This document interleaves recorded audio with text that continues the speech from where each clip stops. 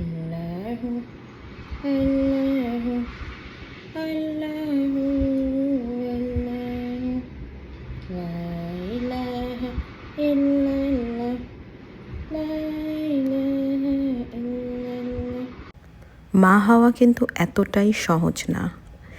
একটা মেয়েকে অনেক কিছু বিসর্জন দিয়ে তারপরেই মা হতে হয়।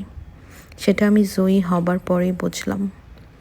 অনেক হাজব্যান্ড আছেন যারা নাকি একটা বেবি হওয়ার পর মনে করেন তাদের ওয়াইফ অসুন্দর হয়ে গেছে, মোটা হয়ে গেছে, পেটের মধ্যে ফাটা দাগ, ভালো লাগে না তাকে আর।